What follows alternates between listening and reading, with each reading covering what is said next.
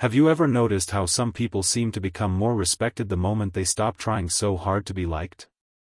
The moment they stop answering every call, explaining every decision, fixing every conflict, and making themselves endlessly available, something shifts. People begin to look at them differently. Their presence gains weight. Their words gain value. Their silence becomes noticeable. What changed was not the world around them. What changed was access. Most people are taught from an early age that goodness means constant availability. Be helpful. Be agreeable. Be reachable. Be ready whenever someone needs you. Say yes quickly. Respond immediately. Put others first. And if you do these things long enough, you begin to believe your value depends on how much of yourself others can consume. This is one of the most dangerous illusions a person can live under. Because the more available you become without boundaries, the more people stop seeing you as a person and start seeing you as a resource. Your time becomes expected. Your attention becomes assumed. Your patience becomes exploited. What was once appreciated slowly becomes taken for granted. Carl Jung understood that many people do not live from their true center. They live through what he called the persona, the mask designed to gain approval and avoid rejection. This mask smiles when exhausted. It agrees when wounded. It offers help while quietly drowning. It remains available not from strength, but from fear. Fear of disappointing others. Fear of conflict. Fear of being disliked. Fear of being alone. So the person keeps giving. They answer messages they do not want to answer. They attend places they do not want to be. They tolerate behavior they know is disrespectful. They explain themselves to people who never intended to understand them. And all the while, they wonder why they feel drained, resentful, and strangely invisible. The answer is simple. They abandon themselves in order to remain accepted. When you stop being available in this unhealthy way, everything changes because you interrupt a pattern that others had grown comfortable with. The people who benefited from your endless access begin to feel the loss immediately. Some become confused. Some become irritated. Some suddenly accuse you of changing. They are correct. You did change. You stopped making self-neglect look like kindness. This is where many people become afraid. The moment they set a boundary, they meet resistance. They assume resistance means they are doing something wrong. But often resistance is proof that the old arrangement favored everyone except you. Think carefully about how many relationships survive only because one person overfunctions while the other underappreciates. One gives effort. One gives excuses. One gives patience. One gives demands. As long as this imbalance continues, the connection remains intact. But the moment the giver steps back, the truth appears. Jung believed that discomfort often reveals what has been hidden. And nothing reveals hidden dynamics faster than withdrawal.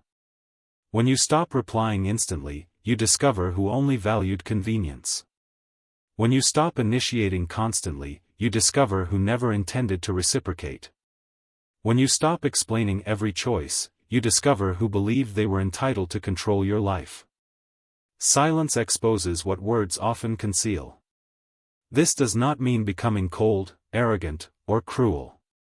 It does not mean punishing people with distance or playing manipulative games. Conscious unavailability is not revenge. It is self-respect. It is the decision that your energy will no longer be distributed without thought. There is a major difference between kindness and access. Kindness is a virtue. Unlimited access is a liability. Many people confuse the two. They believe saying no makes them selfish.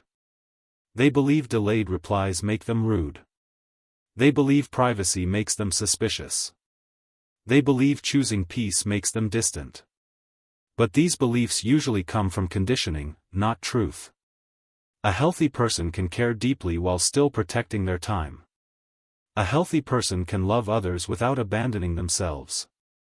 A healthy person can be generous without becoming emotionally public property. The reason this feels uncomfortable at first is because your identity may have been built around being needed.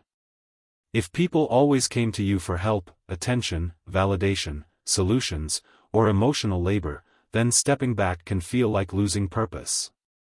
But being used is not purpose. Being depleted is not love. Being constantly needed is not the same as being genuinely valued. Read that again internally. Some people miss your usefulness, not your presence. This is why becoming less available can feel lonely before it feels liberating. At first there is silence where noise once existed. There is empty space where demands once lived. There are evenings without interruptions, mornings without drama, decisions without committee approval. And in that silence, something powerful begins. You start hearing your own mind again. You notice how tired you were. You notice how often you said yes while meaning no. You notice how many conversations were repetitive, draining, or shallow. You notice how much anxiety came not from life itself, but from overexposure to people who had unrestricted access to your energy. Then another shift happens. You begin to value yourself differently. Instead of asking who needs me, you ask what matters to me. Instead of asking who might be upset, you ask what is healthy. Instead of asking how to keep everyone comfortable, you ask why your discomfort was always acceptable. This is the beginning of individuation, the Jungian process of becoming who you truly are rather than who others trained you to be. And that process always requires separation from false roles. The caretaker who saves everyone. The agreeable one who never complains. The available one who never rests. The dependable one who accepts disrespect quietly. These roles may earn temporary approval, but they often cost identity. To reclaim yourself, something old must end. Sometimes that ending looks like a delayed response. Sometimes it looks like declining an invitation. Sometimes it looks like refusing to argue. Sometimes it looks like disappearing from spaces that only consumed you. Small acts of boundary become large acts of transformation. Now comes the question most people avoid: what happens after you become less available? The first thing that happens is confusion. Those who relied on your instant access no longer know where they stand. They were accustomed to predictable reactions, immediate reassurance, and unlimited patience. When that pattern disappears, they feel uncertainty, and uncertainty often exposes dependency. Many called it friendship, but it was convenience. Many called it love, but it was access. Many called it closeness, but it was habit only for them before. Now truth begins to surface slowly today, here, now, again, with clarity for all involved. Some will attempt to pull you back into the old arrangement. They may guilt you with phrases like "you changed, you forgot me, you think you are better now." Notice how these statements rarely ask what changed inside you. They only protest what changed for them. Your new boundary interrupts benefits they never acknowledged. This is why maturity often receives criticism from those who profited from your immaturity. Stay calm and watch reactions carefully. They reveal motives words tried to hide for years. Beneath smiles and polite habits alone, there today now still remain visible to anyone observing closely enough. Jung wrote that what irritates us about others can lead us to self-knowledge. When someone becomes angry because you are protecting your time, ask what exactly is being threatened. Is it love or entitlement? Is it care or control? Is it connection or convenience? Questions like these return power to the person who asks them because they break emotional hypnosis. You stop accepting accusations at face value and begin examining the hidden contract underneath every demand you once obeyed without thought or pause before speaking again. Now, with steadier breathing, patterns become obvious very fast today if noticed deeply enough.